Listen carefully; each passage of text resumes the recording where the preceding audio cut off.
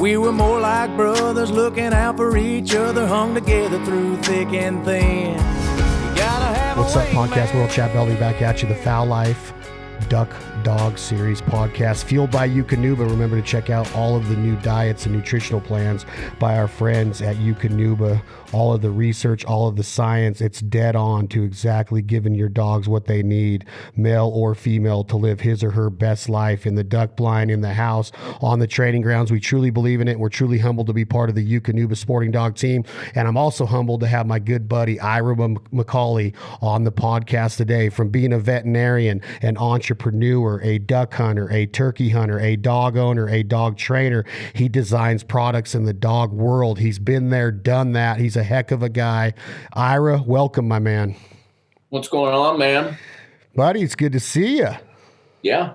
Heck yeah. What are you up to? I mean, it's the dog days of summer, and literally dog days. You're a veterinarian. With COVID, everybody's at home. Everybody is locked in the house with their pets. They're probably focused and geared up, making sure that those pets are taken care of more than ever now, if not the hustle and bustle is going on as much. Are you seeing an uprise in clientele coming through the doors? Well, they're not coming through the doors because we're doing everything curbside. But yeah, man, it is crazy. I mean, we're just super, super busy. Everybody's at home. Everybody's getting new pets. I don't know how they're paying for it. I guess the stimulus money's kicking in, but people are spending money on their pets like there's no tomorrow. And we're super busy. I mean, our numbers are way up.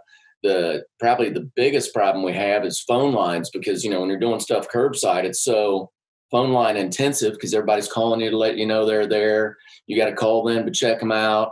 So we added 5 phone lines last week, and it's just, then you got to have somebody to answer them. It's just crazy. You know, I've been calling all the clients on my cell phone, just trying to keep off of our phones. And then, you know, you get texts at 2 a.m. from your best buddy you never remembered what their name was before, and they're like asking you about the pimple on their dog's butt. How many offices do y'all have? We have two veterinary clinics. Yeah. Thank God. We wanted to open another one. Thank God it didn't work out. You just would have been ultra busy then, huh? Man, you can't, I mean, veterinarians are in a huge shortage. I mean, it is so difficult to find a veterinarian to hire. Like, we finally found a gal to interview last week. She's got a job. She's doing well. You know, we're talking about just seeing if we can get her part-time, at least during duck season, you know, and she basically just can tell us whatever she wants to make. And I mean, it's tough, man. There are just no vets out there. So I can only imagine if you built a new clinic right now and you needed to hire some veterinary staff, you just can't find them. I mean, they're just not out there. What is the kind of some of the main things that are going on? Is dehydration a big deal with dogs? I remember talking with you a little bit about stuff like dehydration and feeding. You know, when I'm feeding, should I put water in their bowl? And this time of year, when temperatures are in the 90s consistently, Ira, do you see a lot of that, or is it just kind of a personal thing to where some people might have a dog that doesn't drink as much? I would assume that a lot of things that could go wrong with the dog this time of year would happen because of being dehydrated. Is that fair to say, or am I way off? Man, yeah, not really. I mean, you know, the dogs don't really get dehydrated too much unless they're, you know, having severe GI distress. So, like, you know, if they're puking and they're losing water that way, and they're having diarrhea and they're losing it out the back end, and then of course they try to drink and they throw more up, then we can have severe dehydration problems. But when it's hot, really our biggest problem that we have is heat stroke. So, you know, sure, they might be dehydrated, but they're presenting to you because they got all kinds of bad stuff going on, you know, where their body's shutting down and they're in stroke, and then their body starts to kind of attack itself, and they can get DIC, which is like where they start bleeding to death and stuff. So heat stroke is really a big thing that, you know, people who would, if you put your dog in a terrible situation, then, you know, we deal with that this time of year. And is that mainly because there's too much exercise going on in the temperatures and people aren't taking that into consideration? Or is it not even really like you're training a dog a bunch and putting him through high intensity or putting her through high intensity training? This can happen just because dogs are out panting and running around the yard and not being in the shade enough and not drinking enough water? Well, a lot of it depends on the overall health of your dog, just like COVID. I mean, who's dropping dead of COVID? Well, it's mainly older people or people that have complications. So if you got a 2-year-old healthy lab, no, man, he's not going to get heat stroke. I mean, unless you leave him in the car with the windows rolled up or something like that. But if he's got access to water, he's going to find a shady spot and he's going to be fine no matter, no matter what you do, but for the most part. But, you get some of these dogs that are a little older, maybe have some underlying respiratory disease or anything that's going on, and they do a little too much, man, things, wheels can fall off the cart, and then you're in a really emergency type situation, And so when you have that happen in the field, trying to get them cooled off, of course, is good, but you can even exacerbate it more if you cool them off too quickly, then you can have things decompensate more. So the best thing to do is just, hey, man, use common sense. If your dog's old and if it's hot outside and you want to do any training or anything, do it early in the morning before it starts getting hot. And do you do a lot of this? It seems to me like you have like the ultimate setup to be one. You own one of the most successful outfitters in the history of the United States. I told Vandemore that the other day. What Habitat Flats has become is truly amazing. We'll talk about that. Congratulations on that. You're a successful veterinarian. You have relationships with companies in the industry. You design dog products through your own companies that you started, still part owner of some of them. You've sold some of them. You work with different companies in the duck and goose hunting industry. And then on top of that, you have this, you have a fascination with dogs and a love for dogs. So you have it all covered. And on top of that, you can literally analyze a dog from A to Z with health. So really you have like the master's degree, right? To be the ultimate duck hunter, dog trainer, dog handler, dog owner, dog lover, dog product designer. You kind of know all the ins and outs and the little intricate details, what it takes to make sure that dog is living his or her best life. And so with that being said, is a huge priority for you? Is your daily routine, even when you're not in that veterinarian hospital, are you thinking about dogs? Are you working with dogs? Having dogs around? Are they riding in your trucks? Are you an overall dog lover year round, Ira? Oh yeah. I mean, dogs have been great to me. Hopefully I can give a little bit back to them, by trying to keep them more comfortable at home and safer in and out of the field and all that stuff, but, you've got all your sporting dogs, which hold a special place in all our hearts as hunters, but then you've got the pit bulls that come through and the Pomeranians and the Chihuahuas and the puppies and the old ones that have splenic masses and whatever. And, they're all special and enjoyable to see, except for the rare one that, really is just not a great contributor to society. But, yeah, man, I mean, especially now, like with curbside, when people come in with their dog, it's kind of weird because a lot of those dogs are kind of a little more uneasy because they're not sure if they need to be protective or whatever, they're paying a lot of attention to their owner. Now that the owner's out of the deal, we bring the dogs in and win them over with some treats and they're like, oh, heck, you're a good guy. You're my best buddy, and then we're right off to the races. So yeah, dogs, puppies, if you don't love them, there's something wrong with you. So with that being said, do you have other dogs in your family that aren't labs or sporting dogs, duck dogs per se? Oh yeah, I've got my main hunting dogs. My old dog Sadie, she died last year, and so I've got a replacement for her named Cash. She's really a nice dog, man, super easy. Then we have a mutt. The kids and wife just had to have a mutt 9 years ago. Trixie, she's a killer. She kills deer, coons, anything comes in our yard, she kills it. She's a golden retriever border collie cross. And then as of last week, we got a freaking miniature little wiener dog. So now we got a wiener that's living in the house. We've never had a house dog before. So I had to pick up poop on the carpet by my feet this morning. It's a little different than what we're used to at our house here. So you got the pets going, you got the sporting dogs going. What is it? What kind of attention do you give Cash? What kind of, when Sadie was alive, and I'm sorry that she's gone, but she was a heck of a dog. What kind of attention does a guy like Ira McCauley hang his hat on with a sporting dog? Let's start there. Is it a VIP lifestyle that these sporting dogs, because of what they give to you in the field, is it the ultimate care that you give these dogs on a daily basis? Because I imagine that you have to be paying attention when you're hunting over that high caliber of a dog. You have to always be paying attention to their well-being all year round, right? Well, I mean, I guess first and foremost, Cash is my buddy. So everywhere I go, she goes. She's always with me, And so, when I'm at the office, she's on some sort of a climb in my office, and we do a little bit of work before work, we'll just nothing big, do a little work in the parking lot or field next to it or somewhere on the way there. And, so she's got a good off button. So she's easy to have around, easy to take wherever.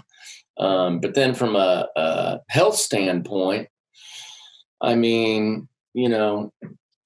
most of our dogs are healthy unless they have allergy issues or knee issues or whatever. Luckily, so far, she's been a very low maintenance dog from a health standpoint, so she just kind of plug and play, do the routine stuff, and really haven't had any issues with her. I wish I could say the same for all of our sporting breeds, anytime you buy a puppy from a health standpoint, and I'm not saying you can't stack the odds in your favor, but it's always a little bit of a crapshoot. Genetics are what they are, and just because you buy some wonderful pedigree dog, you could still have a cruciate ligament rupture or, or allergies are very common, any number of different things. So, when we get dogs with those special things going on, those are the ones that require quite a bit of extra care. The ones that are healthy, you feed them a good quality diet, make sure they have plenty of water, treat them fair emotionally and physically. And, the majority of them aren't going to take that much until they get older.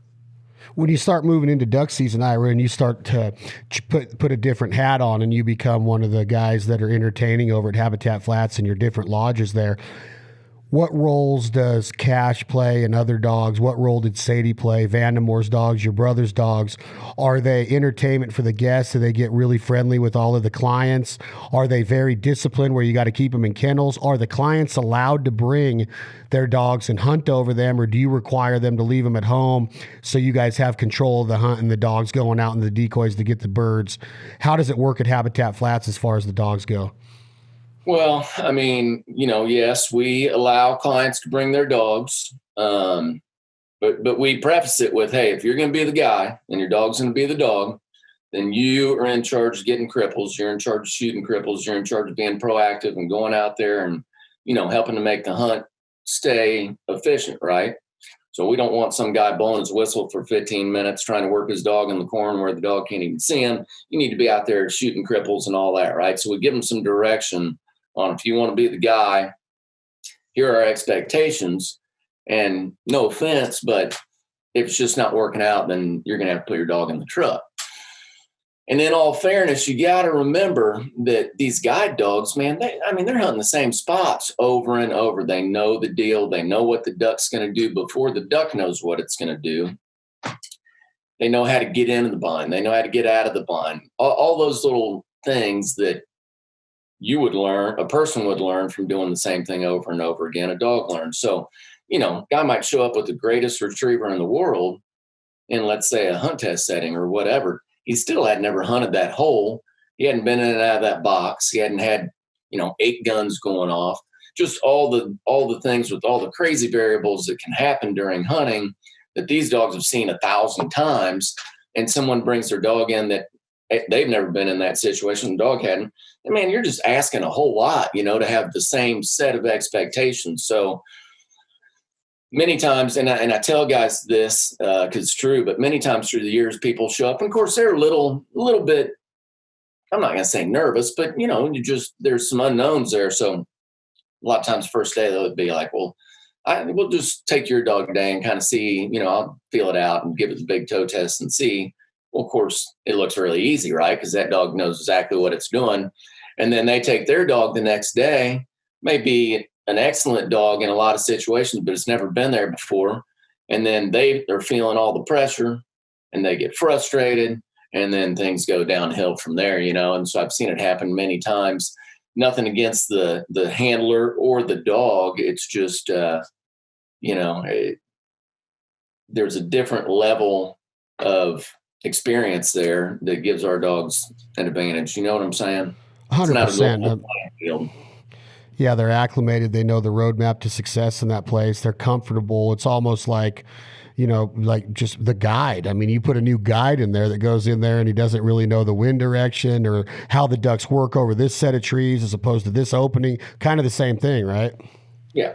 Doesn't know where the decoys are, doesn't know whatever, where someone's been there before, they can do it with their eyes closed. So if McCauley's the man that morning, give us a checklist, Ira, being a veterinarian and a duck hunter and a part-time guide sometimes and an entertainer. Give me your checklist for the dog that morning. What do you make sure of? How does the morning start? Do we feed in the morning because of the energies getting ready to be exerted by this dog, male or female? Do we have kibble in the blind for snacks? Do we have a supplement in the blind? What's in your blind bag that pertains to that dog? And how do we make sure that hunt is the absolute best experience for that dog from A to Z?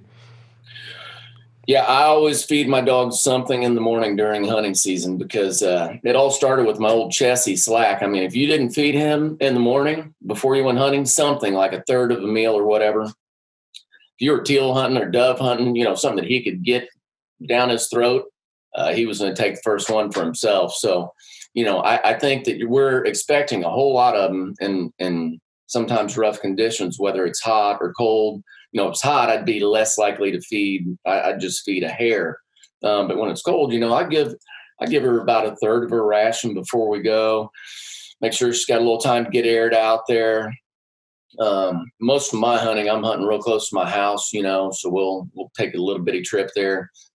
She knows the routine. I mean, I never have to look for her. She's guaranteed to be in the Ranger. I mean, the second I open her kennel up, first place she's going is to the middle of that back seat, and that's where you're going to find her unless you put her somewhere else. And then, a lot of our Momarsh items, that's such an important part of it, right? When it's dark, and let's say that I'm not going to hunt an established blind, which she's been to all those a million times. So second I turn the Ranger key off, she's in her dog box, or in Bislab or wherever we're going. But let's say that we're freelancing. And, we got a Ranger ride to get there. We got to tow a sled out there. We got to set everything up. Well, the first thing I'm going to set up is going to be her, whatever it is, whether it's final stand or in Bislab or for field hunting, ground blind. And then she knows, that's her spot. I don't have to worry about someone running over. I don't have to worry about her disappearing, going and chasing a skunk, any of that stuff. I know she's going to be in her spot until it's go time.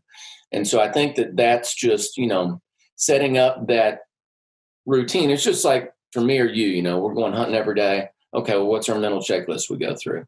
Do I have my gun? Do I have my shells? Do I have my, my blind bag? Do I have whatever I need for that hunt? Are there any other things that I need? So with the dog, the big thing is for me is giving her a little time before we leave the house to let her air out, feed her a little bit, make sure that she's in a known spot that's safe, which she always is. Sadie, she was way tougher because that dog was a friggin' pig. That's what eventually killed her. But, she was always looking for something to eat. So, man, you were always like, well, where's Sadie? Okay, well, where she's supposed to be. But she sometimes wouldn't be because she was out looking for a snack somewhere, anything to eat, roll in, whatever. And so I think it's important that guys are cognizant about where their dog is, especially in the dark, from safety aspect more than anything. So let me ask you this, just playing the devil's advocate, Ira McCauley, why wouldn't you just keep her in an enclosed kennel until all the vehicles are out of the area and the sun's coming up a little bit to where you can let her out of that kennel and put her in her Invisilab or one of the blinds she's about to hunt out of? Well, a lot of times it's planes, trains, and automobiles. We might take my truck, which she would be in a box there from my house to, our farm that I hunt the most. And then she goes in a Ranger. And then she may be in a sled or a boat to get to where she's going. And then once we get there, we may have to construct something, or we may be hunting something that's modular. You know what I mean? So we really don't have the room for a kennel in a lot of those situations.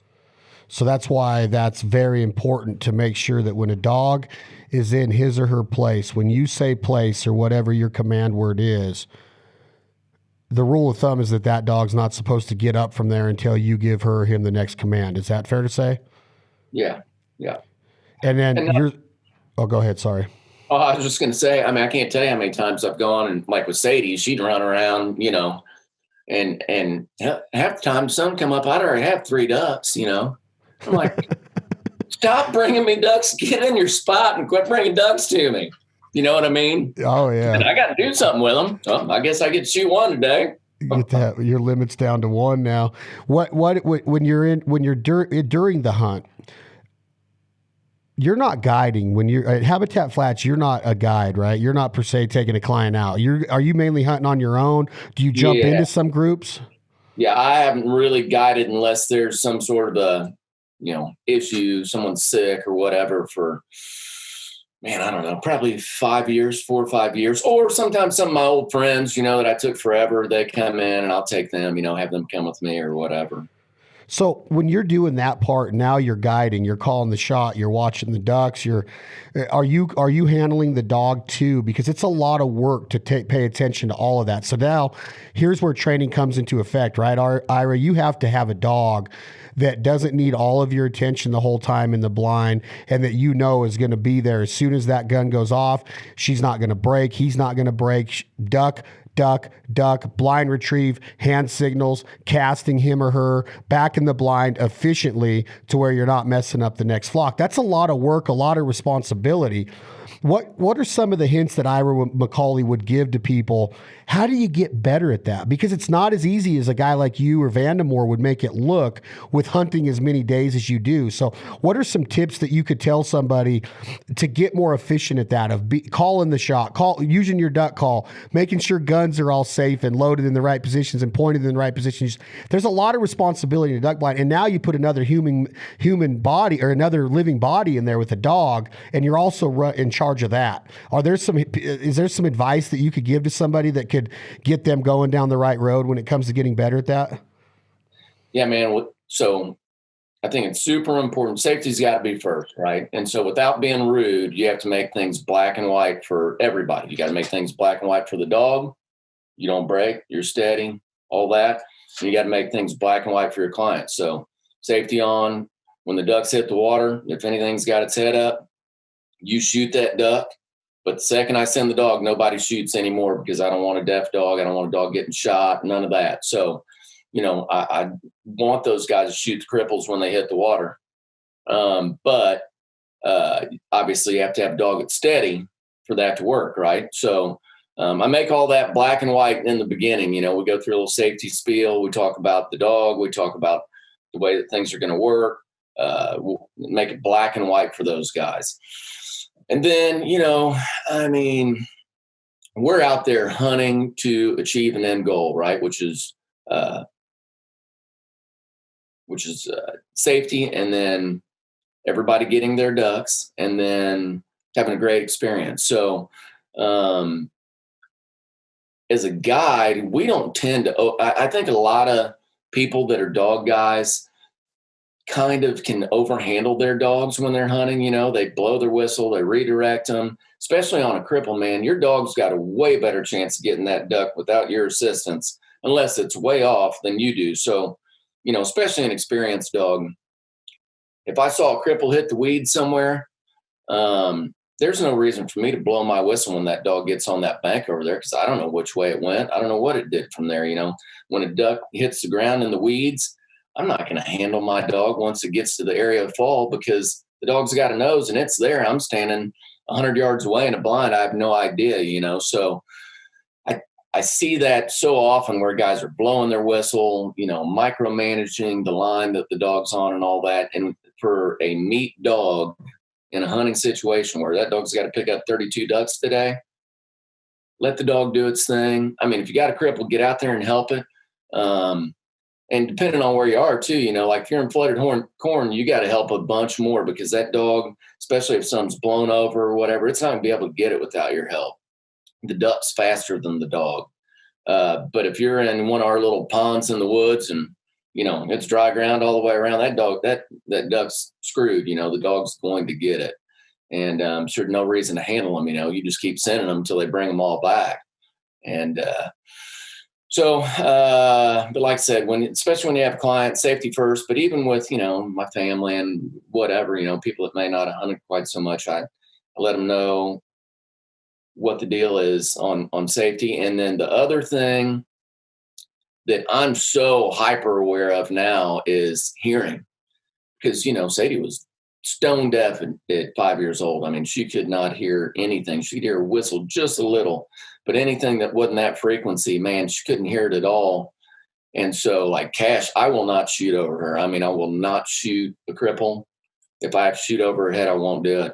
I mean, if I lose it, I'll try as hard as I can. But if we don't end up getting it, well, I'd rather have that happen than have a deaf dog again. And when you meet people that see what you do and how you this team that you have, the dog, the hunter, the handling, all of the hours that go into that, do you find that most people are intimidated by, getting to that level? There's a lot of people, Ira, that don't hunt ducks with a dog. I know if I asked you the question, would you ever go without a dog? You would probably say, heck no. If my dog's not with me, I'm not hunting either. Now, that might be presumptuous to say that. I might be assuming too much. But does it surprise you that how many people don't have dogs? And would you tell somebody that to elevate your hunt, to capitalize and get the most out of the waterfowling culture, what would you say to somebody that's not a dog owner, but is kind of on the fence, teeter-tottering? Well, should I get a dog? Should I take that next step? Because now I got a lot of responsibility. Not only do I have to get it trained or train it myself, I have to become a better handler. There's way more safety, like what you're talking about, the hearing, the not being out in front of the muzzle, the placement in the blind. There's a lot of stuff that goes into it. What would your advice be on that level? Well, I mean, having a dog's not realistic for everybody. I mean, if you're a college kid and you love duck hunt, yeah, you probably shouldn't have a dog. I mean, when I was in undergrad, I didn't have a dog, and I still enjoyed duck hunting for sure. There were a lot more ducks that I didn't find then, and a dog just brings, they bring so much more enjoyment to the hunt if you have a trained dog that's well mannered and isn't obnoxious and all that stuff. Man, they're just so nice to have along, from, getting cripples and finding ducks that you would have never found, to just, sharing the moment with them and sharing, little snacks with them, giving them a pet on the head, watching them do the incredible things that they can do, appreciating what a gifted and tough animal they are. I mean, my God, some of the times when our sporting dogs are going just balls to the wall through some brutal conditions, busting ice and just happier than heck to be doing their job. I mean, that it still just brings me to awe, to witness an animal wanting to do that, having that much drive to want to go be part of the team and get that bird. It's just like, good gosh, if you asked me to get in that crazy water, I'd tell you there's no friggin' way I'd stay on the couch the rest of my life. I mean, it's just amazing to see some of the things that they can do. Having said that, there are a lot of responsibility. They cost money. They take time. You don't want to get one, in my opinion. And I think there's just way too many people who their level inputs here and their expectations are here. And then that's a bad situation. You're putting your dog in a bad situation. You're putting yourself in a bad situation from, you're going to be disappointed. The dog's going to be frustrated. And then you're just taking huge steps backwards.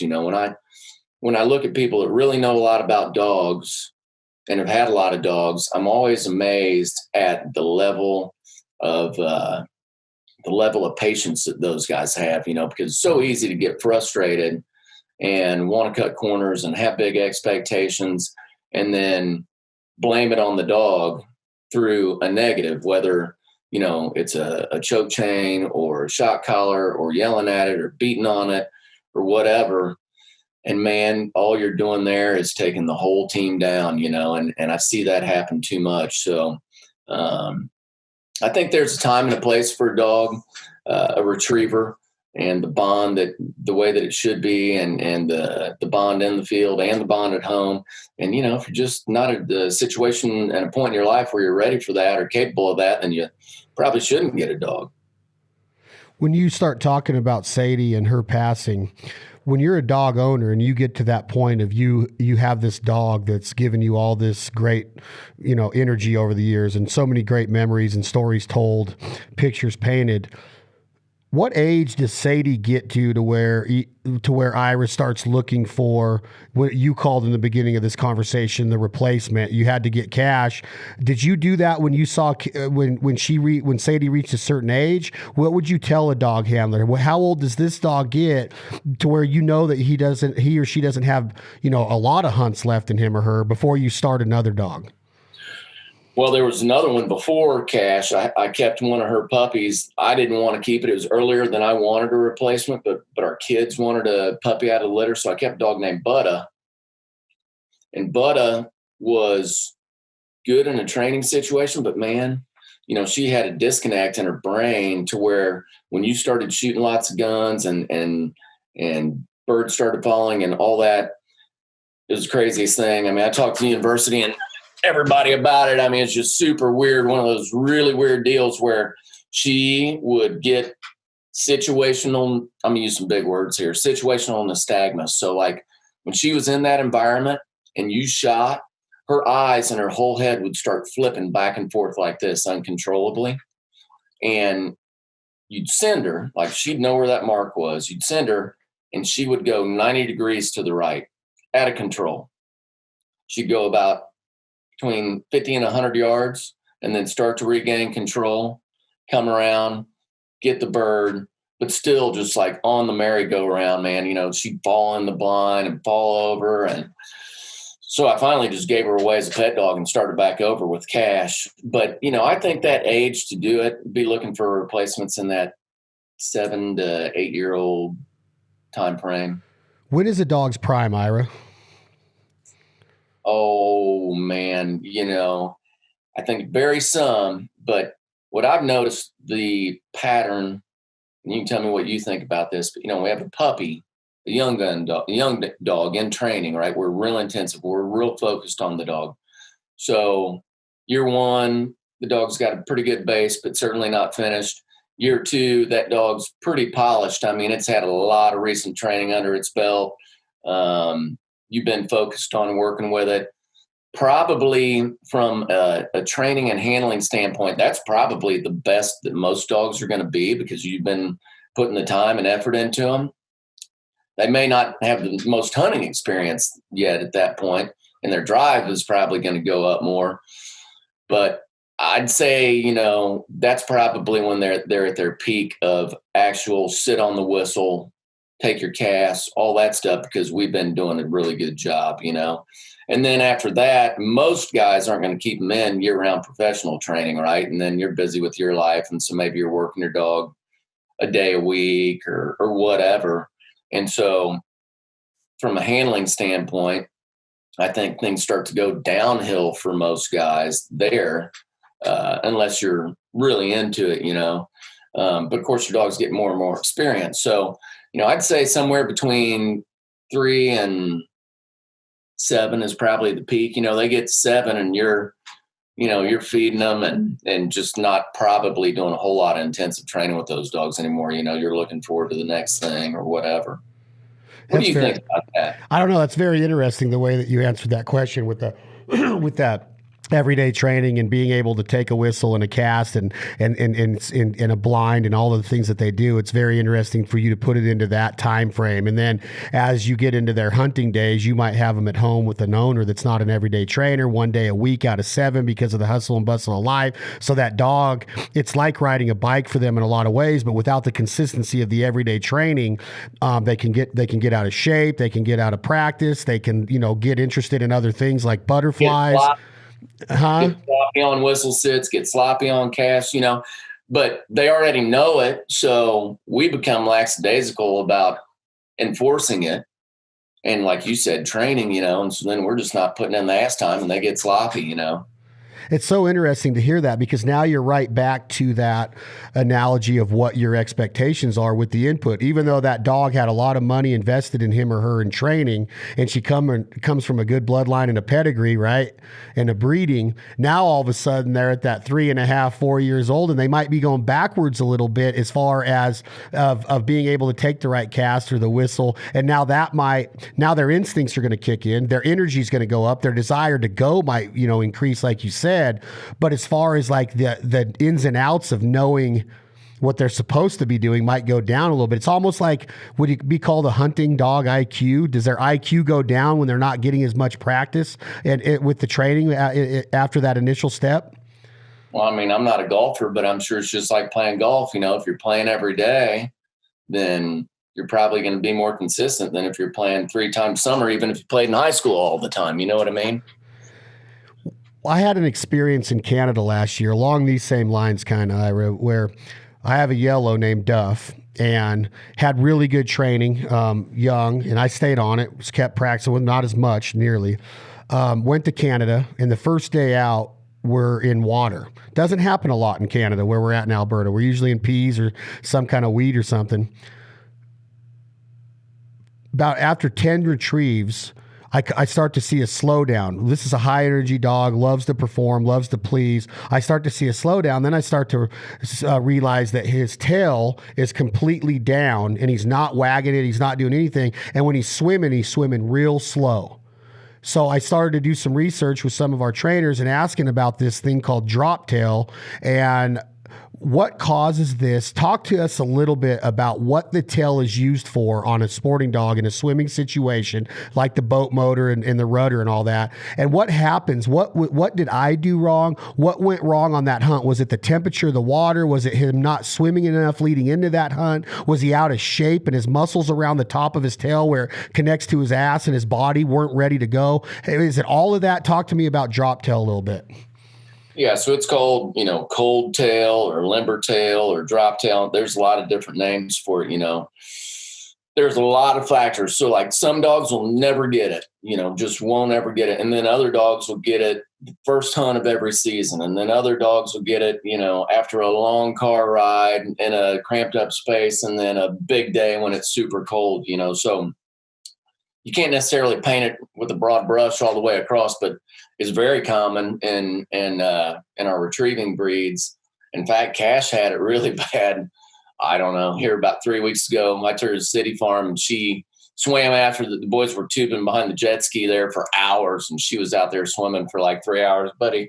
Next 3 days, she was biting her tail and she just was so unhappy, But especially if they're not getting trained a lot or not doing a whole lot in the summertime, of intensive training, and then they really overdo it. So it'd be like, sitting on the couch like I normally do, and then going out and running a half marathon. Well, buddy, I'd have limber tail also, I'd be dragging around and popping ibuprofen, and basically that's what it is. But yeah, it's where the tail and the upper gluteals come together. And those dogs get super painful there. So you'll see them, like you said, the tail's hanging down. It's not wagging. They'll circle around, lay down, get up. And, it's really uncomfortable for them. And other than pain meds, there's not a whole lot you can do about it besides pain meds and time, So we help them out with some non-steroidal anti-inflammatory drugs. And then 3 to 5 days, they're back to normal.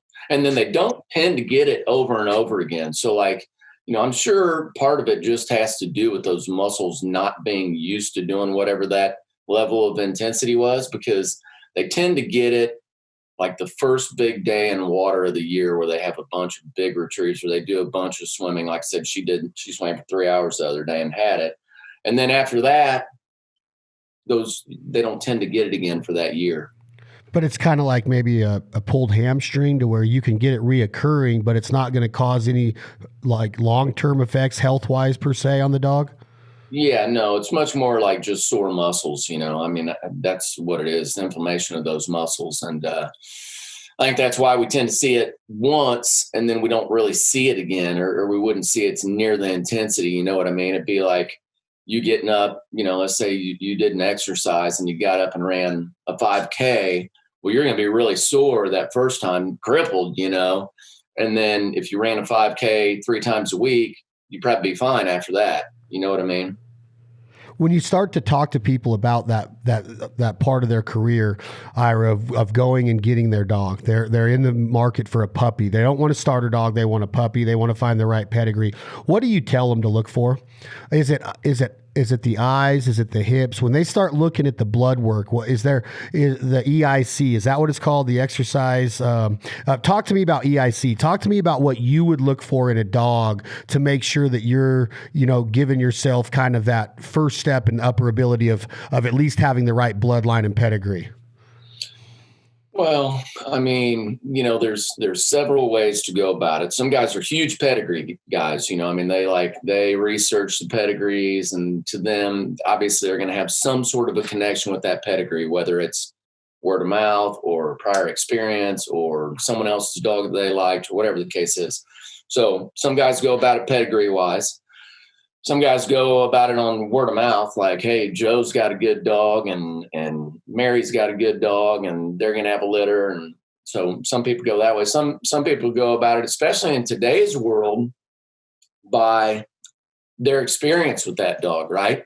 So like, think about Sean Stahl, let's say. So Sean's a big guy, or a big dog guy, and I can't remember all his dogs' names, for God's sakes, but he's got Carl with a K and this and that and the other. Let's say a guy's an RMTB fan or follows Sean Stahl. Well, he may want a dog out of Carl with a K more than anything in the world, not knowing anything about the pedigree or history of medical issues or anything else, because he's seen Carl on K on Instagram 1,000 times and he's going to buy one of those puppies. You know what I mean? So there's several ways to go that people come about choosing a puppy. One thing I'm sure of is that every puppy's a crapshoot. Okay. You pick any litter in the world, and labs have big litters. So let's say every litter's 10 puppies. Okay. Do you think they're all going to be clones and turn out exactly the same and have the same off button and the same level of drive? And no, I mean, you're probably going to have 3 that are up here and 5 that are in the middle and 3 that are here and 1 that's just a shitter. You know what I mean? So that's going to happen, but you can stack the odds in your favor through, dogs that have proven performance, whether it's through pedigree or success as a meat dog or whatever. But any puppy's a gamble, man. I mean, shoot, look at my 2 kids. They're brought up in the same house, same genetics. Man, they couldn't be more opposite. I mean, one loves to hunt and the other one is a animal lover and doesn't want to kill anything. And one's 6'4" and the other one's, 5'2", and one's got white hair and the other one's got brown hair. I mean, it's just, and so, or think of a super successful businessman, let's say, and he's got 5 kids. They've all been brought up in the same house, same way, same parents. Are they all going to be overachievers? Probably not. I mean, maybe, but probably not. They all went to private schools and had, things given to them on a silver platter. One of them's probably going to be a drug addict. I mean, that's just the way things go. So again, expectations and reality aren't necessarily the same when you're talking about a dog. I mean, you're going to have some that are going to be really good and some that are going to be, washouts like Butta. I mean, Butta needed to go to a pet home. And so, every puppy's a crapshoot. You just got to buy it, try to be fair to it, give it the best, nutrition and healthcare. And above everything else, I think, is have realistic expectations and treat the dog fairly. Don't put it in bad situations, and be patient with it. And your chance of having a good gun dog on the backside are way higher. So as you get into that career and owning this dog, and now nutrition plays a role into this, you have the ability to research food. You are in the business of dogs. You are a dog doctor. Why do you feed Eukanuba when you could be feeding any dog food in the world that you want. You can afford any dog food that you want. You've lived a successful life. You're a hard worker. You can go out and buy any food that you want. Why, when I look up Ira McCauley, why do when I'm around you, I see you feeding Eukanuba? Is there a reason? And would you like hang your hat on that and tell somebody, this is why I feed it and this is why I think that you should?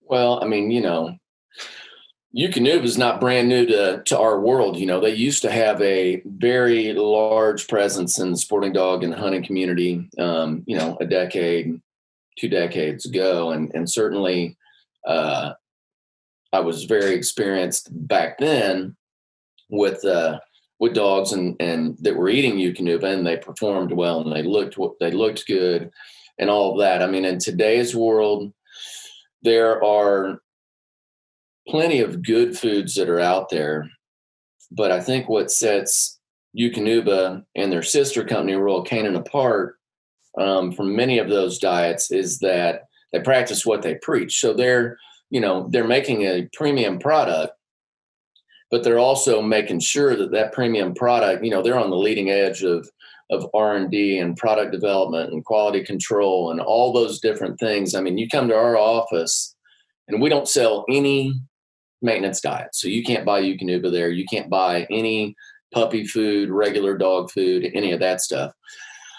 But you can sure buy a whole lot of Royal Canin there because, Royal Canin has all kinds of veterinary diets that are made for this disease process and this problem and that problem. And they're on the leading edge doing all that stuff and, a truly upper echelon of food. And Eukanuba subscribes to the same line of thought, list of ingredients, and does the research to make sure that they're giving the dogs all the nutrients and building blocks they need to be successful in the field when conditions are tough. Man, you think of the things that we ask our retrievers to do, not only in the super frigid times, but also in the heat, dove season, feathers in their mouth, all that. We need a dog that can handle all those stresses physically, emotionally, all that, and still be comfortable and have a good experience and do the things that we're wanting for it to do and that it's wanting for itself, So what kind of results have you seen over your hunting career with Eukanuba?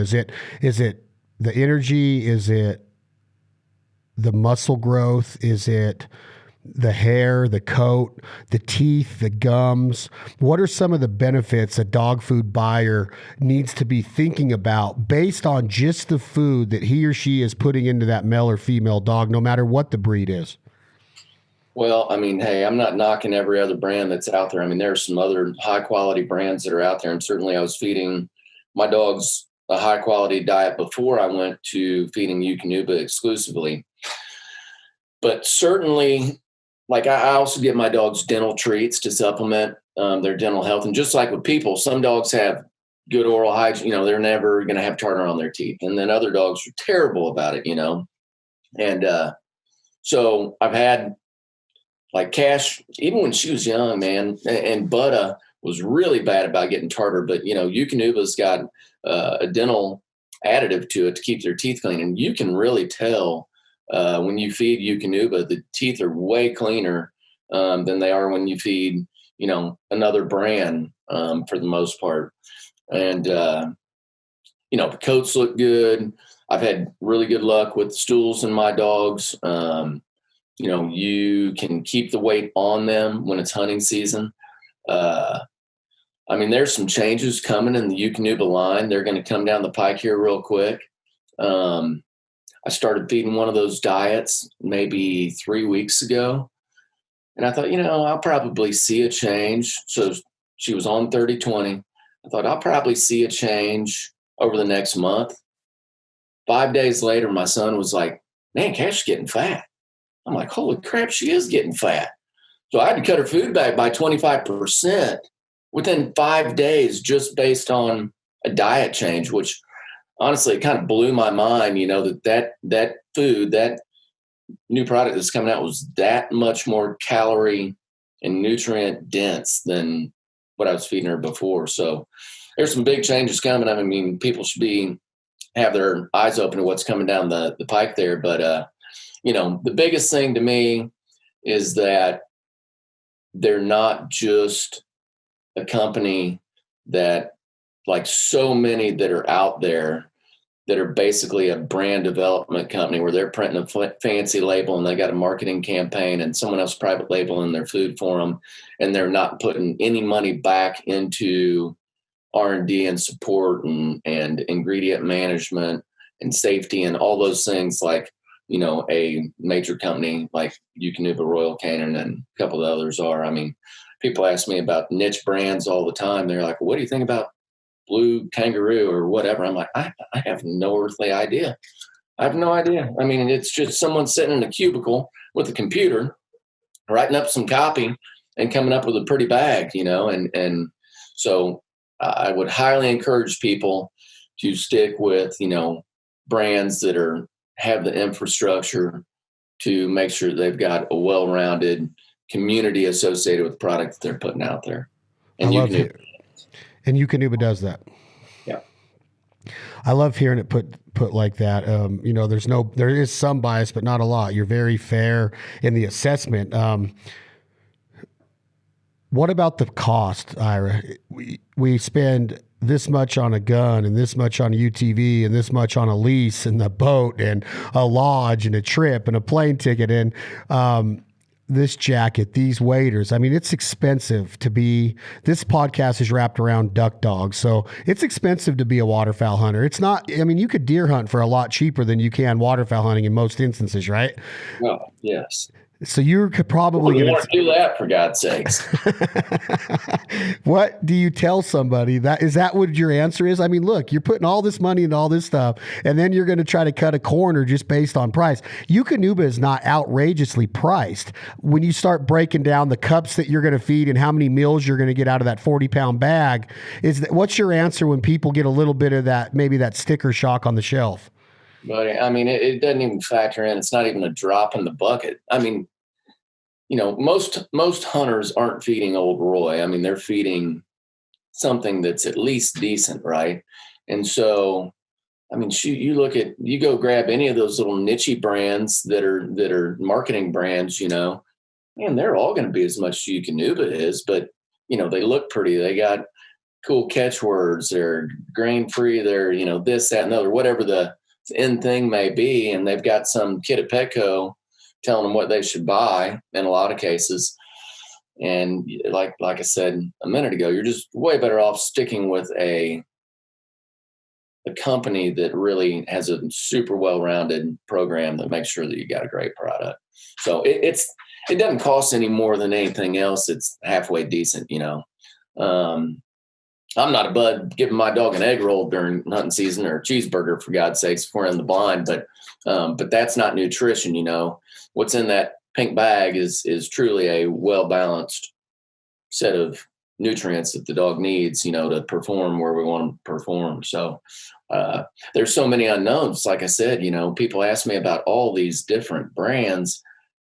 I'm not a nutritionist, but B, I don't care. I mean, I'm not going to go and look at the label on a bag and try to be the expert nutritionist, because I'm not that. Even being a veterinarian, you know, I don't know. I'm gonna stick with something that has been tried and true, and that I know is a company that is they're checking all the boxes for me. I don't need to go check them myself, you know. And it really is okay to give a duck dog an Egg McMuffin once in a while, or a piece of bacon at the breakfast table. You might get a slimy hot one the next day, but it's not going to kill them. It's not going to kill them. Just hope you're not in a layout boat with the dog sitting right behind you. With the wind at your back, huh? Oh, man. Yeah. I'll tell one real quick. Yeah, tell me a story, and then I want another story about some of your best memories or just one of your best memories of Sadie in Missouri on a hunt and what it did to you that day. We'll talk about, you know, we'll end it with a really cool Sadie story. All right. So my brother, his old dog, I can't remember what that one's name was, but he had a Chessie, and this Chessie was a tricolored Chessie. Okay. And he'd knock the dog out at the office, and we had a hairdresser next door, and they would camouflage this dog. So it'd be green, black, blonde, brown, every color under the sun. They called him Cambo. Well, he'd feed him, you know, when we go to lunch at the buffet, he'd give him whatever, egg rolls, Right. Just whatever was left, And so we go out one morning where there were like 6 of us hunting at layout boats. That was how Momarsh started, was just with layout boat stuff. And so we had all these layout boats lashed together, and, sun's coming up, and he'd hunt this dog with goggles on all the time when it was sunny. And so the dog starts kind of whining, he's like, lay down up there. And we didn't have dog blinds in our layout boats back then. We just had them lay on the front of the front of the original Fat Boy there, and you were inside the cockpit, and we had little doors, and dog starts whining again. He's like, be quiet up there. And the next thing you know, this dog rips off a liquid shit on the front of that thing. And it splashes off of that deck, and it is all over my brother's head. And so if there was anything that I was going to give you a word of the wise about why not to feed your dog non-dog food stuff, that's why, man. You run the risk of getting crapped on. And he had to take him to the bank and clean his stuff out. I mean, it was terrible the rest of the day. Oh, gosh. All because of the China buffet. Oh, yeah, buddy. Gotcha. So, Andy, I appreciate you coming on. I know that you got your busy schedule. I know that Eukanuba is proud to have you part of the team. Sadie was an awesome female. Do you have a story that stands out? Do you remember one that vividly, or was there just too many to even pick one? Oh, I mean, there's just, she had a lot of opportunity through the years. She started off as a guide dog, and first half of her life, we were taking people every day and just huge volumes of birds and all that. But I think the coolest thing, thinking back about her, other than just her quirky personality, we were really close friends. I mean, man, she was my great friend, being a dog person, whatever. I mean, we had a special bond. But with her in particular, you see this with every gun dog, but I just remember putting her in situations where day one she'd be like, this freaking sucks. And I'd get a little frustrated, and she didn't want to do something. And, we'd have a little struggle there. And then she'd sleep on it. And the next day, it was like, okay, well, I got over that last night. I came to grips with it. And the next day, she'd just be like, okay, well, heck, I've done this a million times, And so I think if you're just patient and let them kind of learn and digest things a little bit, you'll see that happen in most of them, instead of really getting on them and getting too hard on them. But one story that I have, when she was young, she was probably like 10 months old. And the day before, you could tell she wasn't having much fun, man. We were snow goose hunting. It was super cold. It was wet. The inside of her dog blind was wet. And I was going to leave her in the truck, and this old guy said, no, man, bring her out there. I was like, okay, but I might have to bring her back up here. I mean, I'm not going to make her get in there and create a bad deal. He's like, all right. So we have this group of geese come in, and they got in there right. And so we shoot like 5 out of it, and they all fall. And so she gets them picked up there, and we're sitting there, and I'm like, she's staring off into the distance there.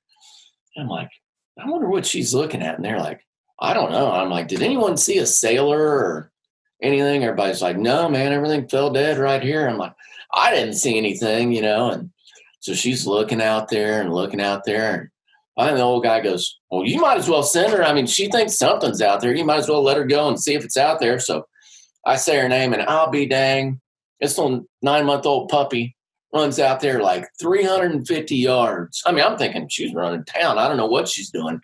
Picks up snow goose and comes back. I was like, well, I'll be dang. I mean, it was still just one of the coolest things, because she'd seen that thing and marked it and remembered it, even though she already picked up 5 others, and none of us had any clue that it was out there. And it was flat. I mean, it's not like she could see it out there walking around or anything, So that was probably the first thing I saw her do, where I was like, okay, this dog's gonna be all right. Now, was that the first flock of the day, or could it have come out of the prior flock? And she had it remembered from a prior flock if you guys thought 5 went dead in the decoys. No, I think everything before that had been like singles or whatever, I think that's the first flock that we had shot. Yeah. They're an amazing animal, man. There's just so many countless times that they blow your mind. And it's It's the coolest thing when you start talking about the animal. You know, every animal's cool. Bucking bulls jump 4 feet off the ground at 1,800 pounds, and I mean, you got there's so many. You know, these drug dogs and these guard dogs and security dogs and police dogs, and you know, Eukanuba's there to help all of these breeds, you know, live their best life nutritionally and provide them with the right diet. And I just kind of wanted to pick your brain today of what makes it a special part of our life, you know, and why we choose to feed it, and why Eukanuba has, you know, quickly mounted themselves back up on that top of the food chain. In my opinion, is that I've just seen amazing results with it from our dogs in Georgia and Minnesota and out here in the West Coast. And I'm proud to be a part of it. I'm proud that you're a part of it. And I don't know, man, I think that the next step that we need to take in our friendship, Ira McCauley, is maybe a duck hunt. Let's go get them. I'm ready. I'm just waiting for that invitation. Do they come in the mailbox? Do they come Pony Express? Do they come Morse code? By text. Let's look at our schedules and see if we can figure something out here. Yeah, maybe you can come out to California this year too for that 10 speck a day specs. You know, the specs are 10 birds a day out here. Yeah, that's crazy. That makes for a fun hunt. Yeah, I do want to say one other thing to whoever might be listening, but you know, and I didn't say it before. I've said it before, but I didn't say it today. But, you know, Eukanuba is investing heavily into our community of people. So sporting dog people, duck hunters. Why would you feed a brand of dog food that's not investing in our community? You know, let's say it was $10 more a bag. Okay. I mean, it's worth it to partner up with a company that's supporting our lifestyle. So, you know, that to me, it should be a no-brainer that someone should feed a brand that is walking the walk in our community. Very well said. I agree. I think what they're doing and the team they have there, what we got to experience last year up in Ohio, and then when we went over to Churchill Downs, just a great team building, you know, experience. And what you just said rings true with me as well. I think that they have an unbelievable team, science-wise, research-wise, development-wise. You know, everything that's going into that recipe and these foods. They're looking at you. They're looking at us. They're looking towards the people that are living this life and this culture every day. And they're letting us have a say in how this is going to go down too. And I think that's the other cool part of this partnership and relationship is that we're all working together and they bounce ideas off of us constantly. And I just think that it's neat that they would have the credibility, you know, or at least the trust to come to us and say, hey, we want to be part of what you're doing. This podcast idea and what Ira's doing and what Momarsh is doing and what Higdon's doing and what HF and Habitat Flats are doing. I just think it's them looking for us for some of the answers too about this culture. So that shows that they really respect us to come to the people that are living that life every day. You know what I mean? Yeah. I think it's a great relationship. What else you got on the docket today? Buddy, this probably just honeydews the rest of today and getting ready for the rest of my week, man. It's so crazy at the office. Try to get myself organized. Been up. You know, we have our own farm up in Sumner in addition to all the Habitat Flat stuff. And I mean, Tony does a lot of the management stuff there, but we do a lot of it ourselves also. So, man, buddy, this time of year, I'm walking on a lot of Jap millet with my feet because you don't want to drive a machine through a lot of these spots. You know, we manage them for high water, draw the water off, go through, hand seed them because that millet will germinate like that and you get incredible production. So it's been hot and we've been doing some nasty jobs with snakes and mud, but come fall, it pays off tenfold. So it's worth it. Well, good for you, man. I'm proud of what you guys have built there. It's pretty, like what I said in the beginning of this conversation, you guys have built an empire with Habitat Flats. I know you're very humbled by it, but from the outside looking in, you guys have done a tremendous job. So congratulations. That's Ira McCauley, Momarsh, Habitat Flats. He's a dog lover, a dog owner, a dog handler, a duck hunter, a supporter of our culture and our lifestyle. He is a Team Eukanuba member with pride. This has been another episode, another edition of the Fowl Life Podcast. Eukanuba Duck Dog series. Fueled by Eukanuba Sporting Dog. Please support the partners and sponsors that support us. Thank you guys so much for subscribing to the podcast. Keep sending us the direct messages on topics that you want to hear right here at Eukanuba Duck Dogs Fowl Life Podcast. I'm Chad Belding for Ira McCauley. We're signing off. Any closing words, my man? No, man. Shoot fast or shoot last, buddy. That's about it. I love it. Shoot fast or shoot last, from the famous words of Ira McCauley at Habitat Flats. Tom, hit that button. This is 2 a.m. Logic. The song is called My Foul Life. Thank you all very much.